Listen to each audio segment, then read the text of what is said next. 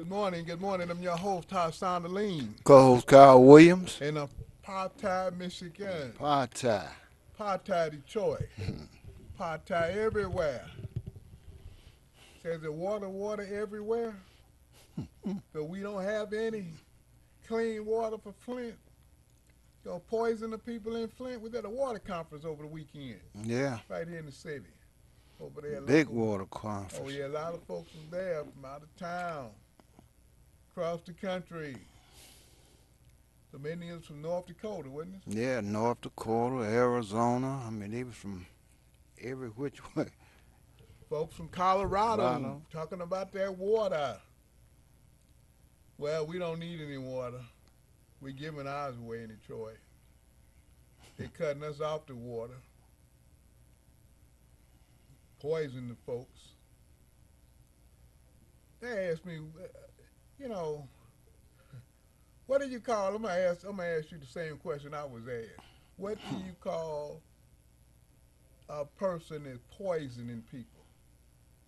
But number one, he's a criminal. But I call him a Nazi. That's what the Nazis do. Gangster Snyder is nothing but a Nazi. Yeah, that'd be both. Well, yeah, he's from Criminal the, and a Nazi. he's a German from the German ancestry. So they don't change. They don't change. Where was that at? Was that in what part of the Bible? Was that in John 8? Where he said, "Your father, we know your father. He was a murderer and a liar from the beginning, and the works of your father you shall do." Wow. So they telling us these peoples are murderers. Yeah. Care nothing about killing you. Don't care nothing about poisoning you. What do you think they did in Vietnam? What do you think that defoliation program was? They put all that DDT out there, and all kind of chemical spray Mm-mm. to do what? To burn off the food, the vegetation, to get rid of their food supply. Oh yeah, they good at it. It's Americans. Good old American way. Good as apple pie to Mm-hmm. poison you. Oh, you forgot about that. Uh-huh. Yeah, you don't need, we so busy being programmed, young blood. The blind man won't tell you how he was programmed. You watched all those cowboy movies and can't tell you the first thing about the cowboys and the Indians. It was more Indians than it was white folks in this country. So how did they kill off all the Indians? How could they run them on the reservation if it was more Indians? They poison them. Yeah, they tell you that. No, they don't. Well, they tell you, they mention it about the blankets, about they poison the blankets. You know when they say they gave blankets, Carl, they thought the Indians were cold or Shoot. something. They needed some blankets. Yeah, they put them smallpox Pops on on them that. blankets. That's what they did. They poisoned the Indians. And why don't they have any buffaloes in America? Very few, and they out on reservations in the national park somewhere. Because that was their food supply. They took the hide from the buffalo, that was their clothing, and they made the tents out of it. That was their shelter, their housing. Since they were staying in tents. Was from the buffalo. So what did they do? What did these good white folks do? They killed off the buffaloes. All of them they couldn't poison, they shot them. They brought them people over here. They called them the Buffalo. What did they do? But anyway, it wasn't. I'm thinking about the Buffalo Soldier, but those were the No. black guys. Well, some of them was out there shooting them. They ain't had no sense. But they used them to go after the Indians. Yeah, a lot of blacks fighting with the Indians, and they had the blacks fighting with the Union Army against the Indians. So that's a mixed bag there.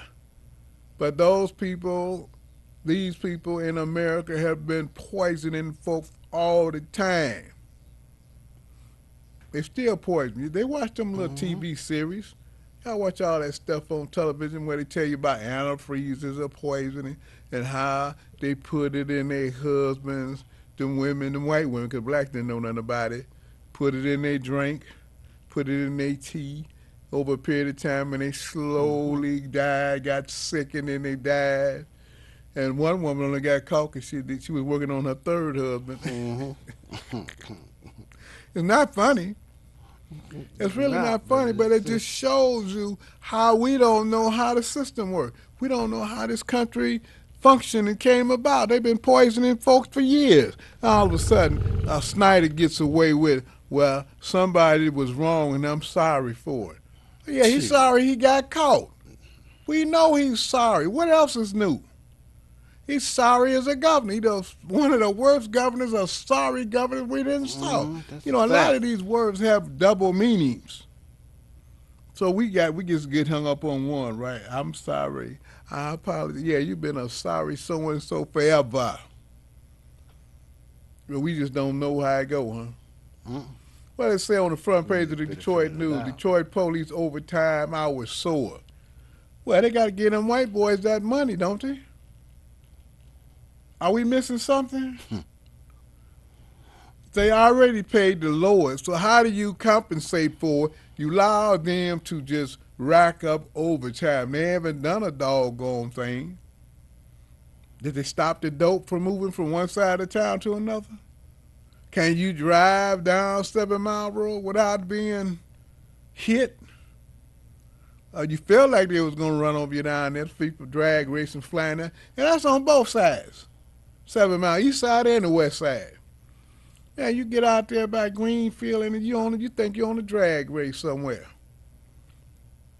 And don't get up around Van Dyke and 7 Mile.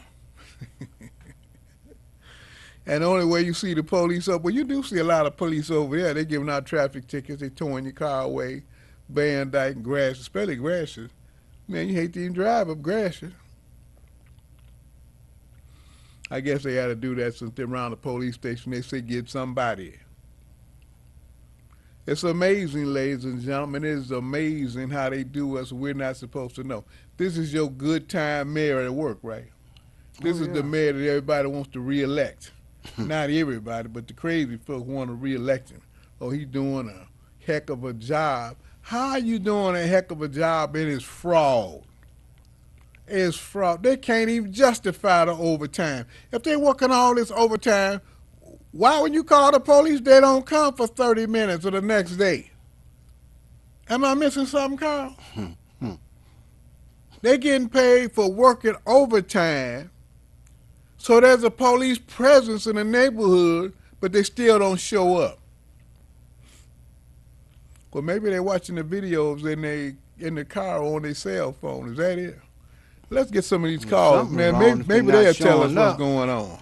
Caller, you on the air. Good morning. Hello, caller. Well, Hello? you Can on? you- I can hear you. Go ahead. Oh, I'm sorry. You guys are absolutely right. And for your listeners, if y'all need some more documentary proof, you can YouTube mass poisoning in America. You got a white scientist that's exposing the big pharmacy mass poisoning of black children. The best speech ever, document health, environment, mass chemical poisoning of America, wildlife slaughter. And the list goes on. So if you guys want to research some things for yourself, YouTube's got all kind of documentary that's telling you how they're doing mass poisoning. So they're poisoning all of us. So it doesn't matter what color you are. And this is a continuation of corporate greed, of stimulating racist and classism policies. So it's a racism and classism war that we continue to fight. And it's sorry to say that most of your politicians, I don't care if they're in the White House or the outhouse or whatever house, they're doing a poor job of representing the people because they're under the thumb and under the gun. Thank you for taking my call. Thank you for making it here. Caller, you on the air. Yes, good morning. Good morning. Morning. Yeah, you're on the money when you talk about the Indian history, because the same policy they carried out on the Indians, they're carrying it out on us. You asked, the Indians was a whole lot of more population than the whites was coming. Yeah, but the Indians was broke up into a lot of little tribes. And the white, when they come to an area, they just saturated that area with wagon trains coming in with immigrants, and then they finally overpopulated that tribe, and they forced that tribe to move out. The same thing you're seeing now. All you seeing is apartment buildings, the wagon train coming in with population to downtown area, and they're spreading out as they wax one little black community, run up that little black community out, then they're moving on especially on the north end and on the east side. So you all is on the money when you look at the Indian history, still looking at the Germany, what they did in Germany with the Jews. That's not what they're doing here. They're doing the same thing they did with the Indians. But here's one thing that I see a problem in the black community. They are saying, Reverend Holland, different blacks all around the city saying, we are moving forward. And Duggan says 72% of the blacks they polled said they think we're moving forward. Well, they don't know where they at. Where we are at, Hassan and Carl, the relationship we have to the redesign of Detroit we see in former downtown, we have an inverse relationship. They bit of progress on our demise. Demise means they take our Belle Isle. They didn't take it, but the Black City Council gave them Cobo Hall, Belle Isle, and that's how they are progressing. Now, they have to destroy us little by little for them to progress, and in the process, we regress. They totally waxed us, and they almost got us waxed. They have totally destroyed the school system so they can create a white school system for this new white racist government they're about ready to establish by implementing Home Rule Cities Act, where they'll separate as they move forward. And so everything that's down there is like Dracula sucking our blood to progress. And if we don't put a stake in the heart of what is happening down there, we will be annihilated in this city. So the relationship we have is inverse, and I tell you how you prove it. Look at transfer of public property to them down there, and that tells you what road we are on. We're on the road of total destruction. Reverend Holland and them knows nothing but crumbs. All right, thank you. Appreciate that. Okay, now. Well, ladies and gentlemen, Tyrone brings up a good point. And one of the things, when they keep talking about this development of the city of Detroit, and they talk, if they talking about this so-called rebellion, they want us to think about the rebellion and all that old crazy stuff. 50 years ago. Well, at the same time, Cass Quarter, that's what we called it back then, the Midtown was called Cass Quarter. They had the blood bank. They had all those the blood banks, where if you were the drug addicts went to sell their blood. Now the people say they're not blood, they're not dope fiends and drug addicts, but they still selling blood all over the place, isn't it? All out in the Southfield. Yeah, that's right. Next door to the Wendy's in Southfield on Greenfield. They got, what do they call the place? They don't call it the blood bank anymore. It'll come to me what they call it. But you can go out there and get some money for your blood. School teachers, people that got post office workers, city workers, people that aren't drug addicts. Why did they put all that on the folks down in Cass Quarter to call them a bunch of drug addicts in the blood bank? Well, I know. Things has changed. Times is hard. Well, you need to join the police department where you can get overtime for doing nothing. That's how they'll make up for the low wages you get. Isn't that something? So they falsifying their records. That's what they're doing. They're falsifying the records. I know Chief Craig is going to say we don't know what they're talking about. Well, did they answer your call any quicker? What are they doing with those overtime? They sitting there, are they taking your reports? Their response time. Huh? And what they call it? Response They time? call it response time, and they're not getting there any sooner. They're not getting there any sooner. They're just playing the games, walking around. That's what they call overtime, just walking around doing nothing. Riding around, they got a car, they got air conditioning in the car, so they just ride around. Go up in the alley somewhere and park. Where they don't play Pac-Man anymore. With all these other crazy games they got, they can play. Those racing car games and stuff, huh? But you know, when you get to talking about these neighborhoods, when they went out, then you know, back in the day it was Anderson Gardens. That was a place where the prostitutes hung out down there, and the people, if you wanted to go down, what was that, around Henry and Second, and them streets around there somewhere, they go down there. And whenever the police wanted to, or the prosecutor's office, what's his name? William Cahalan there. William Cahalan was the prosecutor. Prosecutor Cahalan did have a bus down near the Anderson Garden, around that area, when they wanted to, you know, come time for election, or they wanted to talk about the crime. So we don't hear anything about the crime going down around here in the city of Detroit, but they're racking up overtime. They racking up overtime. So now, what they don't want the auditor? Why don't the council call a chief in and find out what's going on? They're running for election. Why are we voting for these clowns when they don't know anything? Well, that's not me putting them on the spot. That's That's just a fact. Detroit News putting them on the spot in the union, talking about union warns of burnout risks. Burnout.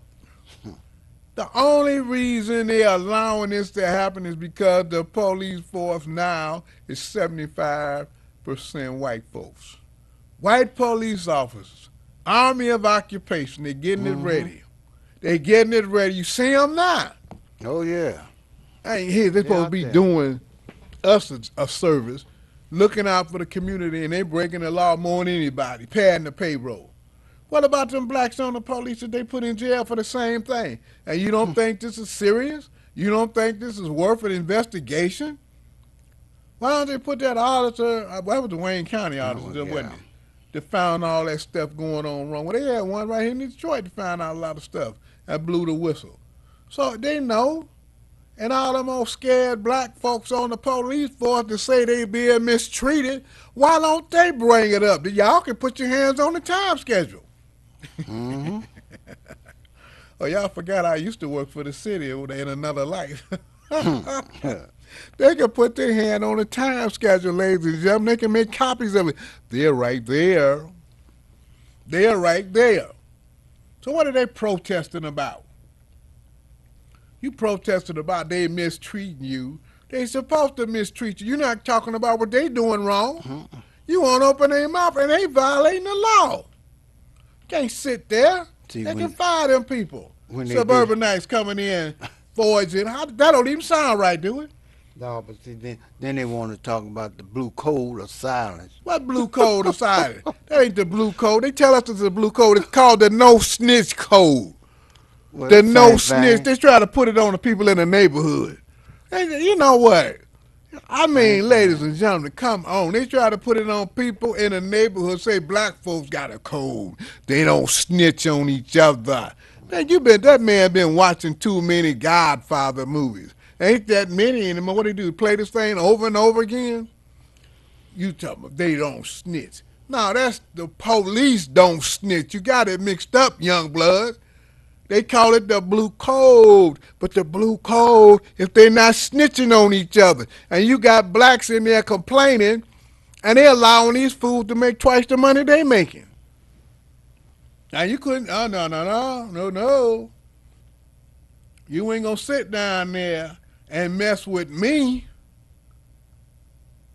How they gonna sit down there and mess with you, and they breaking the law? And I was just in a building department. You know what? I mean, I can't tell you everything I did down there, but I ain't let nobody mess with me. Maybe you think they did. I remember a supervisor gonna tell me about he's gonna give me some time off. I looked at him and he just kept on and on. I said, man, you gotta be crazy. The man saying, well, you the low. Now I don't know why they do that. They say, well, you the low, you got the lowest count. You didn't make your inspection count. You the low man. I said, no, I'm not. Oh, yes, you are. So you got to go. It was like a little Donald Trump thing back then. I said, no, I'm not the low man. Yes, you are. I told him who. I said, no, this guy Robert is the low man, not me. Why don't you talk to him? But that was his little buddy. What do you mean? How you gonna tell me who the low man? I say, look, man, what you going by? They got the sheet over there. I looked at it. Well, how do you know what you're doing in the job if you don't know how you keeping up with the crowd? How many inspections are you behind? Are you behind? Are you ahead of the crowd or what? I went over there and looked at the sheet. You know they had the nerve enough to come back and tell everybody don't go look at the sheet. Remember me telling you that, Kyle? Mm-hmm. But that wasn't the reason why they left me alone. They left me alone because the man told me he didn't like what I said and how I talked to him, and they go get my steward. Oh, okay. So I told the steward, hey, the man want to see you. I sat down there and started writing a love letter. Dear Coleman Young and Police Chief William Hart, why are you allowing this supervisor in the building department to pick up numbers? Do I have to say any more? They look, when I gave the man, he said, well, the man, I say, here's my letter. Here, I say, the man, he want to give me some time off. Well, I'm giving him one. See this? Take that, give it to him. Let him read it. Well, that stopped them in their tracks. I don't have to say anything. I kept working. And well, you know, I don't know who don't know picking up numbers is illegal. Isn't that illegal? Wasn't that illegal back then? Yeah. On the job, especially. Yeah. So my thing was, oh, you gonna give me some time off? I'm gonna fire you. You ain't the only one can give somebody some time off. I'm gonna see if you get your job back. So they left me alone. So you got to keep Ace in the hole there. So I'm saying, here the police, and they ain't got sense enough to see that, and they just crying like little babies and sissies. Come on. There's a whole lot of folks in the city, just plain workers, didn't take no stuff. Yeah. And you know they didn't want it to get to the mayor. But you got Livonia Mike here, so it might be a little different. But what's so different about it? He may not want to do anything, but when it comes to a violation of the law, his hands are tied. Well, if he don't do anything, he conspiring with them. He conspiring with them. Well, they don't use that word anymore. They say he's colluding with them. Yeah, okay. yeah, he's not conspiring. He's colluding. Oh. Let's take a call. Caller, you on there? Hey, you know, Tyrone was 100% right. And behind that, I think the only solution is what I've been saying all along. That's my name, is a riot. That's the only way we're going to get change. We didn't get changed. Wait, hold it up. I don't know why and you one keep... other thing, hold on, one other thing I wanted to mention to you. You said that back in the day, as they call it now, the plasma. But you slipped up. And I'm going to tell you where you slipped up at. Because you gave in. Now, to me, and I tell everybody and anybody, if they were in front of me and they said Midtown, I would check them. Because that's historical to me. And my people, my grandmother, you know, they was back down there in the Cass Quarter days, you know. So just because they come in and try to change the name, change and rearrange, you know, that's what they doing, changing and rearranging. But that don't mean we have to go along with it. But when you called it Midtown, I felt like you was giving in. So let's change that back to Cass Quarters. It's Cass Quarters. That's our history. And it's going to always be Cass Quarters. You know, and Duggan, he playing these dumb black people, as you see. You know, he playing them. Think about it. He was down there at that Aretha Franklin thing, and he gonna make sure that they put him on camera so he can make his little comment. And then the other day he showed up on the news downtown with this city council thing that they done took over the streets right there. They done so-called named that. Last weekend they took our Hart Plaza and gave it to the gay people. You know, what you think is going to change back for us to get all our stuff? Sitting on the butt, on the knees? You know, you think the black people got to continue to grab their ankles? stay bent over? We gotta keep on sitting up here dealing with these sellouts. You know, the black people that's selling us out, that's trying to hurt us, destroy us. No, the only thing is a riot, man. You know it. You know it. You know, I'm just keeping it real. You know, and like you say, they too blue for the black or too black for the blue. But they need to take heed to that officer down there. I think it was Alana when she threw the whistleblower out. You know, that's my comment, man. It's rough out here. It's getting worse.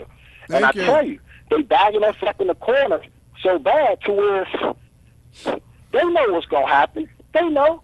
And they're prepared, too. Thank you. Appreciate it. You know, he makes a point when he want to go back. And you know what he reminded me? Because he says it's always going to be Cass Carter where they want to sugarcoat it. Do you remember Plum Street? Young blood, I know you too young for that. Plum Street, but you might have heard the name Plum Street. There's a street down there around Cass named Plum Street unless they tore it out. I think it's still there. But that's where all the white folks, the psychedelic white folks was hanging out back in the 60s for about 2 or 3 years. So they had a lot of drugs. I don't mean the kind of black shoes. They had that LSD. They had that Mary, don't take me on no bad trip drugs. I mean, they had some stuff make your hair stand up. And that was strange. In your quest, in black folks' quest to go to school to get an education, they had to somehow get around them drugs they had down there. You know, if you wanted to assimilate and to get in with the crowd down there, you had to watch that. Because in college, they had some rough house drugs. Down on Wayne State campus, I mean, they trying to poo-poo it and all that stuff. But that was called, what they call it, the counterculture revolution. And that was the Timothy Leary, LSD days, and the rest of that stuff. Oh, yeah. Timothy Leary, Harvard professor, PhD in psychology, madman. Oh, they had a lot of those research and development going on back in the 60s. And so that was a good place to start in that area, and that's what they did. Plum Street, the drugs. That's around Wayne State, over there around that campus area. Was it 2nd and 3rd? Down in there somewhere. Somebody knows where it's at, because I didn't go down there. I went down there looking for Plum Street. That was out of my territory. When I heard about it, I said, let me go down there and see how these crazy folks was looking. What's going on down there? You know, how you're nosy. I remember seeing it when we used to go down there to the legal library. Yeah. I remember seeing it. Well, that was the street then. It wasn't nothing happening too much. It didn't last long. I mean, you know, that wasn't happening. I'm just... Oh, the street name. name. Yeah, I'm trying to figure out where it's at. I'm saying, I know they didn't tear it out, but all that stuff been gone. It don't last for 1 or 2 years. There's an experiment. They're trying to see what's going on. And so the whole thing on this, ladies and gentlemen, is that all this movement that the mayor, Livonia Mike, wants you to think is happening isn't happening. It's like in real time, it has taken 30, 40 years. Wayne State has been there all the time. Wayne State has bought a lot of property around there all the time. You can go back, Wayne State professors, what is that, Commonwealth? Is it Commonwealth? Is it Elm? What is the other street over there? Right off of Trumbull. Oh yeah, you talking, yeah. Wayne State Wayne State professors moved in over there back in the started moving in like the middle 70s, 75. That area, right off of Trumbull, Grand River comes in there. And you may say, I was a construction inspector then. Well, that's one thing about working for the city. You get a chance to see things, and you move around, and you don't even know about it. I didn't stay in that area, but I go down to that library sometime, Frederick Douglass, and you look up and you say, wow, you're on the street, the gas company came in, and those streets down there, they put all new gas service in, all new gas lines. And I was out there, lady come out there, oh, they're going to tear up my house. What are they doing? I don't want any leaks. And tell me how much money she put in the basement. I said, well, it's not raining yet. I said, well, lady, I don't think the gas company's going to do that. And here's a supervisor over here. You can go talk to him. But I had wondered, and she said, that's how I knew she was from. She says, well, I'm a professor over there at Wayne State University. I said, oh, really? Oh, okay. And I'm like, what made them come over here with all these hillbillies? I say, wow. And I noticed the cars, you know, then you start really looking. They had all them Volvos and Volkswagens and Beetles. And I'm like, wow, the neighborhood changed real quick because I don't see all them pickup trucks. You know, you're looking around. Where are the pickups? Oh, so, hey, they've been there all the time. We didn't know it. We didn't know it. And so when you think somebody's going to come and redevelop your neighborhood, you can forget about it. That's 50 years. That's 40 years before they even think about coming there. So what does that mean? You won't be alive. You won't be here. Your grandchildren won't be here. They're lying to you. They're lying. It's simple as that. Look over there in, what is that, Spivey got that church over there off of Verna and Gratiot, right over there. What the street is that? What is that? What is the name of that street? Verna, wait a minute. Them little side streets, Heidelberg and somebody else. But anyway, over in that area, they're supposed to be developing that. So far, they have come up with some townhouses up to Verna. Now, you know how long ago that's been? That's been 25, 30 years ago. That they build a little bit at a time. Little here and a little there. 25, 30, and they haven't crossed Verna Freeway. I call it the freeway, but it's the street, Verna. They haven't crossed Verna. They tore down the, what that, Wonder Bed Bread Bakery. They tore down the bakery over 15, 20 years ago. They tearing down houses all over there. Well, and you may say, why? Well, you don't know what you're talking about. Yes, I do. Because the people haven't died off yet enough. People have not died off so they can get the land for nothing. Nothing.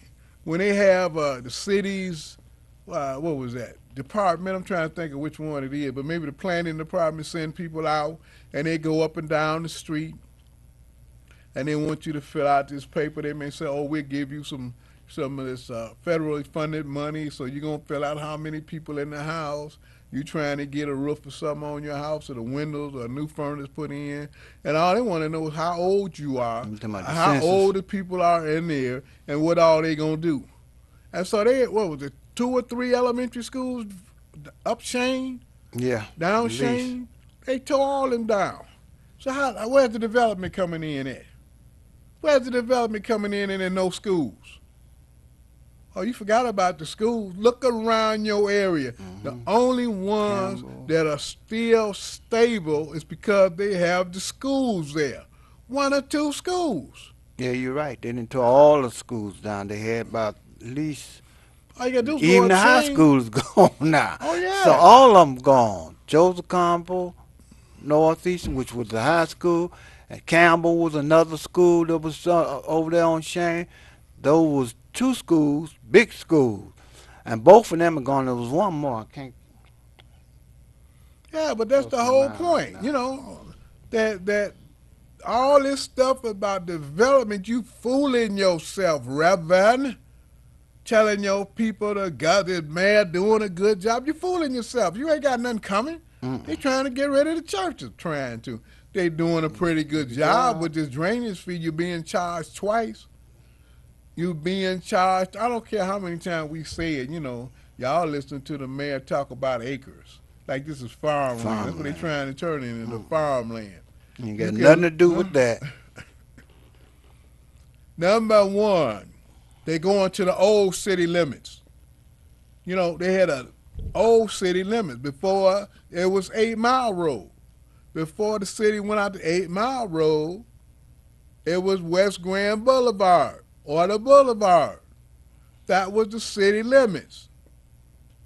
So, and you look at it, they're only billing up to the city limits. They want to take the DDA up to the old city limits. So all the tax money will be down there and you're not getting any. You won't get a So if you thing. don't get any tax money, how you going to get any improvement in the neighborhood? These people so hateful Oh, boy. until they take out the traffic light. Now, if you're from the South, you can't see the symbolism, I guess.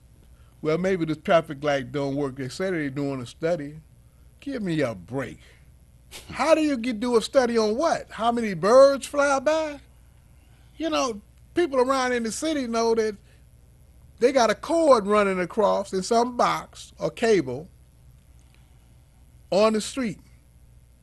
And that tells you how many cars go by.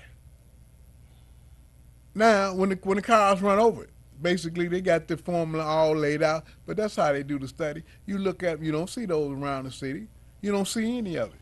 So they just got a sign up there telling you they're doing a traffic study so that you won't ask a whole lot of questions that they don't have any answers to. But in the South, if you come from a little town out in the country somewhere, you didn't have a traffic light. And then you can say, well, about time I left there, we had one traffic light. And it just blinked red and yellow. It didn't go to green. Wasn't there enough traffic. So here they just putting this in the city like, well, here, we all got stop signs and a blinking red and yellow light. This is going to be part of the country. And we got bike lanes in here. And a few years from now, they're going to have wagon lanes. Hey, that's the way it's going, Carl. That's what they got people thinking about farms. Who want to be in a farm? Take the farm to Grosse Pointe and let them laugh you out of there. They're not going to get the police. They're not going to get the police. They're going to bring the guys with them white suits on. Take you out to the mental ward somewhere because they know you crazy. Carl, are you on the air? Yeah, I wanted to add the water crisis. When you look up YouTube, you'll see the nasty tap water poisoning 200 million people every day in America. When you talk about riots, that's not going to work because the police are no more than workers for corporate greed that are plantation overseers. They only out to collect fines, fees, and your body. They care nothing about your safety. You got to remember that the bankster, gangster, corporate greed controls the Army, Air Force, politicians, preachers, Navy, Marines. So we have to buy into building our economics, our wealth to control our own safety and health. Thank you for taking my call. Thank you. Caller, you on the air? Hello, caller? Yeah, hey, I wanted to add one more piece to that, man. As far as you say, the riot ain't going to work. Well, my only option would be for us and the people to get behind Coleman Young. I think that's our next only hope. All right. Keep the light at the end of this dark tunnel. Okay. Appreciate it.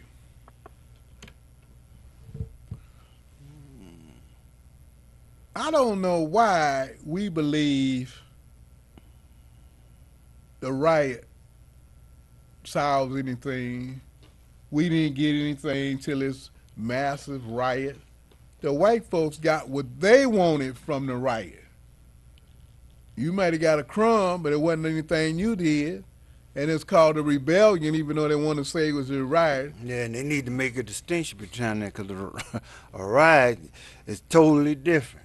They had what you call a race riot in 1921. That was a riot. A rebellion is totally different. Well, the riot is when the white folks be jumping and killing black folks. As simple as that. So since that didn't happen, they gonna want us thinking we did something. But hey, look, ladies and gentlemen, if you look at it, we don't like the fact. We don't like, you know, when you look at it, we can say, well, I didn't like Martin Luther King. You can say that. You can say you didn't like Martin Luther King. Malcolm X was my man. Malcolm X didn't carry a gun. Mm-mm. Malcolm X was a fiery preacher, but he also said we're nonviolent. We'll protect ourselves. Now, believe for in some reason, if you self-defense. say black folks, you have a God-given right to self-defense to protect yourself. Oh, he was radical then. He was bad, but he didn't say go out there and kill any crackers, kill any hillbillies or white folks. Did he say that? Kill the devil? No, he didn't preach that. So where we get this from? Martin Luther King, nonviolence. And that was their creed. They say, oh, turn the other cheek. If the people, they taught them, anyway, I didn't get into it. I can't tell you what they taught them because I wasn't going down there and let no dogs bite me. I don't get on the bus and go down there and get chewed up. So some people have a different idea. Well, I'm in Detroit. Other people in the South. You got people that was going down there back and forth, but mainly those were the people from the South that had some skin in the game, that understood what was going on. So if you play an armchair quarterback, you can just sit back and say what you want to say. But we wasn't there. Most people don't even realize that when Reverend Jesse Jackson went down, he was in the South. He's from South Carolina, somewhere he grew up in the South, going to school down there, stopped going to school to help organize. And they would go out there and they coveralls. That's what they wore down there, ladies and gentlemen. If you was out there in the fields picking cotton. So when you register somebody to vote, they was out in the field with a cotton bag on their sack on their shoulder. They had to go out in the field to register half of them people. It ain't like now.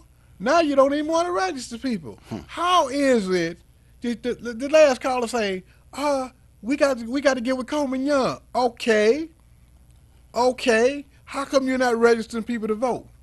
And I'm not pointing to the caller. How is it that the crowd that wants to elect Coleman Young, the second as the next mayor, is not registering people to vote? Well, you don't know the game then if you're not registering people to vote.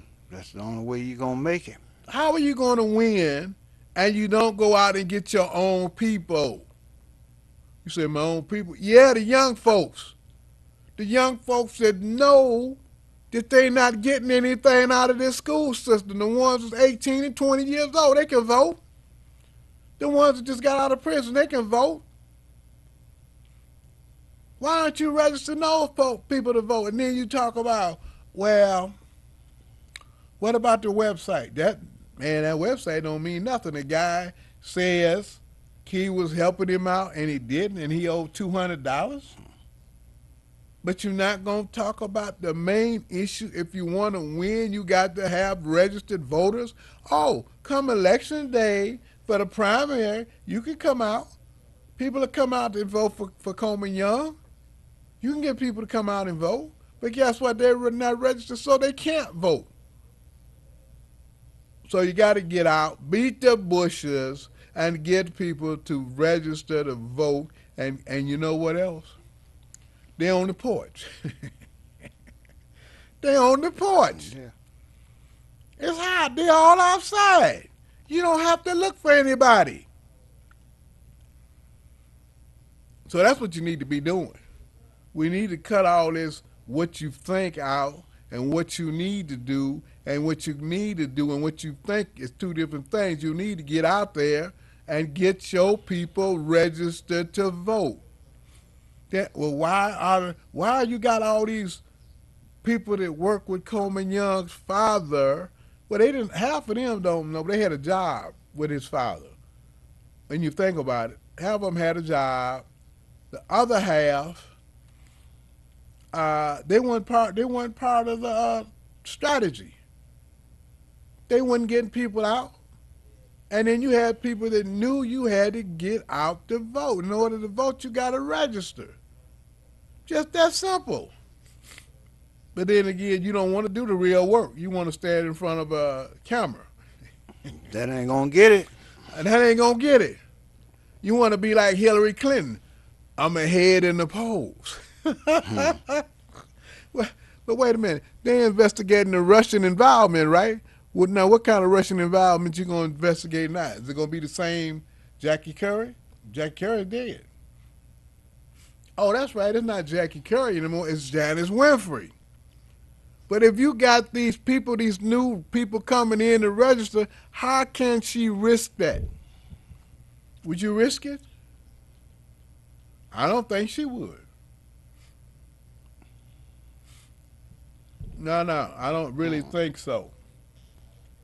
So what we need to do is get people out to vote. But when you look at the movements, when you look at Rap Brown and Stokely Carmichael, they come out of the Student Nonviolent Coordinating Committee. And who did they say to shoot? They didn't say shoot anybody. So where are we getting this idea that we got some kind of benefits from rioting, from a rebellion, from going out there? We didn't get anything done. Well, what happened then? What happened? The Republicans took over the White House from all these rebellions across the country, these planned rebellions in the city. So we didn't do any planning. Even now, they were playing. And you may say, well, how was it playing? Because they're out there at night. Martin Luther King wasn't protesting at night. Shoot. Core and Snick wasn't protesting at night. What was Core? Ennis? What was the man's name? Roy Ennis or somebody? They didn't have any nighttime protests. So why are these people now supposed to be so smart? Why are they out at night? Not even talking about it. Period. Why are they out at night, Carl? So nobody can see who the real looters are and who the real provocateurs are. I was watching that, what was that, Ferguson thing, and Don Lemon was on, and they was talking about, ooh, look at this, and they panned over there, and they had white boys breaking in the stores. About 10 or 15 of them, not one or two, 10 or 15 of them. You know they didn't go back to that scene again. They didn't even talk about it. They didn't even talk about it anymore. CNN and Don Lemon. Oh, you won't see that no more. So we need to wake up and quit believing this baloney that we have heard. Let's think about it. You can't see anybody that shot you. They can be standing next to you and stick you with a knife. Stab you with a knife. You wouldn't even know who done it, and then nobody see it because you out there at pitch black, dark. Ain't had the lights now. I mean, come on. You in the South, they didn't have any lights. So what they look like out there in the dark? They wanted the television people to see them, television cameras, newspapers, so they were in the day. Now, yeah, they'll come out there. They'll come out there because it's part of the game. They got their people set up to instigate, to kick in the store, and you breaking the law. You're looting. You're stealing something. You know better. Well, I'm going to take mine. Yeah, okay. And they're going to lock you up, right? They're going to shoot a bunch of you. It don't make sense. It don't make sense. It didn't happen that way, and that's the part it sounds good for somebody to tell you, go get a gun and shoot up everybody. It sounds good to you. I don't know how that sounds good. That don't even sound good. How does that sound good? It must sound good to them. They keep saying, well, not everybody. So they're not thinking.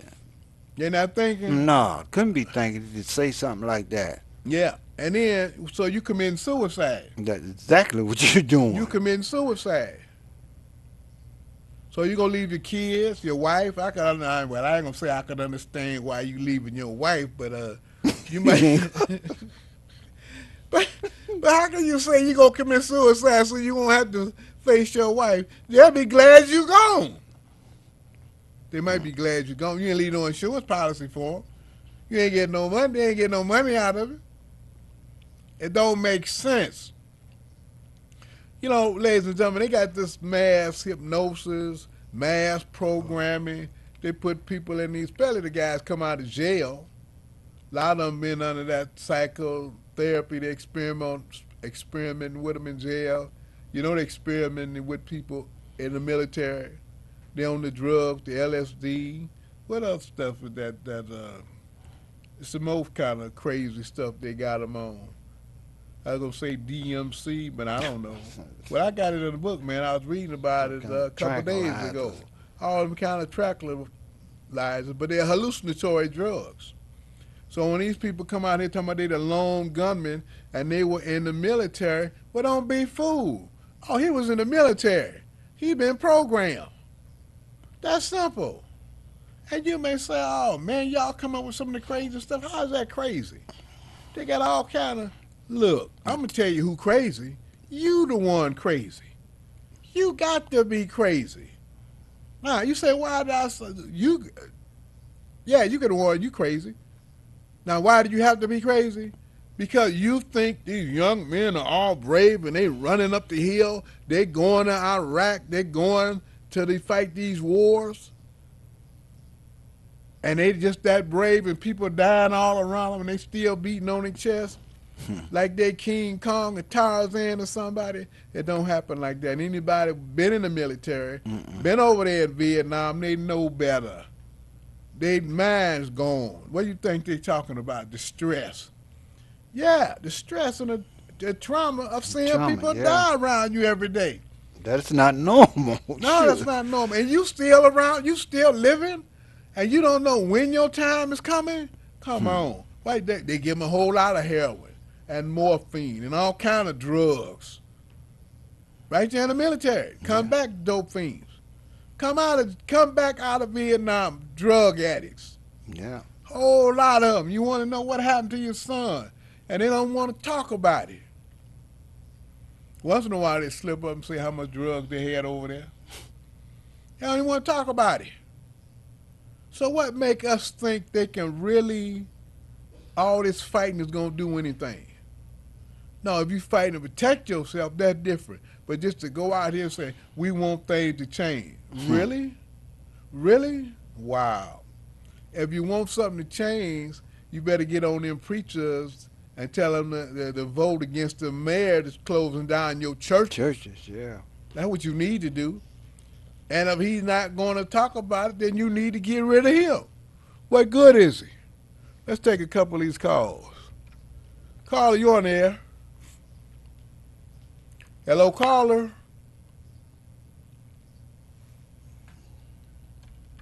Caller, you on there? Yes. How you doing, Brother Hassan, Brother Carl? Oh, we doing all right. How are you? Oh, peaceful, man, peaceful.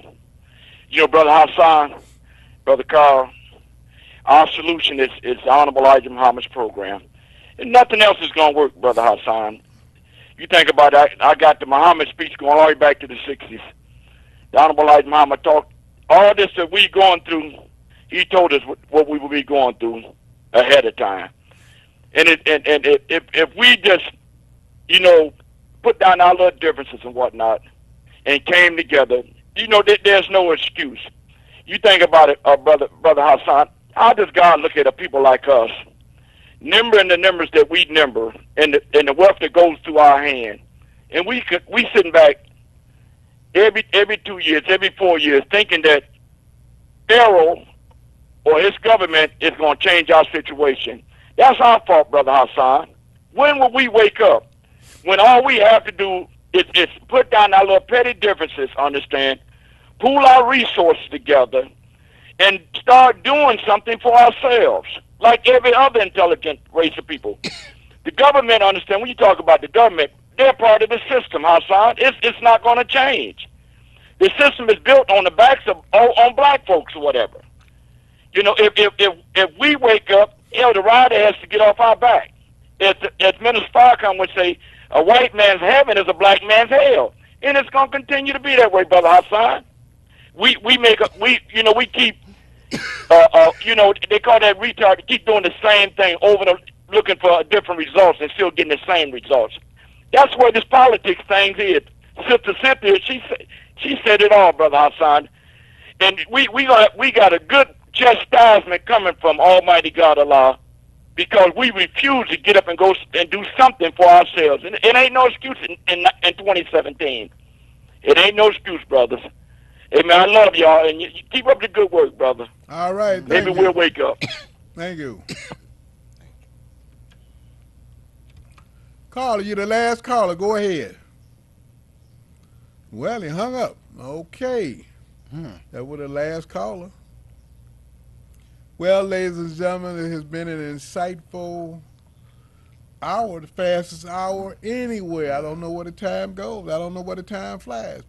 But look, we got to look at what's going to happen because the government is cutting us off. They putting us down. They cutting us off for the food stamps. They cutting you off Social Security. They cutting you off SSI. The Trumpski is in there, President Trump, and he said he gonna whack you. Yeah. He gonna cut you off. So we gonna have to pull our resources. We gonna have to put away our petty differences because we sure don't have no $1 million differences, do we? We don't have any big differences. They're very, very petty. Very petty. And so we're going to have to do something for ourselves. Maybe this caller, you're on the air. Hello? Good morning. Good morning. You're the last caller. We got to go. It would be a good idea to take some of them literature about the churches to all the churches so they'll know about their water. Okay. Water drainage. Yeah, that's a good idea. We did. I came down to the station. They got a couple of copies, so I'm gonna take a few to some of the churches over here in my neighborhood. That's good. That's good. So hopefully they'll be aware of what's going on, so they can get ahead of it. Yeah. All right. But I hope that they don't cut off people off their SSI and stuff. That's real crazy. I know they're doing the food stamps already. Okay. Well, you know what? Some of the seniors, We got to go, caller. Call us back early next week. Call us back early. We got to go. We down on time. It's out now. I'm your host, Hassan Aline. Co-host Carl Williams. And if you don't think they're going to cut us off, all you got to do back is do a little research. Ronald Reagan cut people off of SSI. President Reagan, when he got to be president, that's the first thing he done. And guess who knows about that? Donald Trump, and that's what he's going to do, one of the first things on his agenda.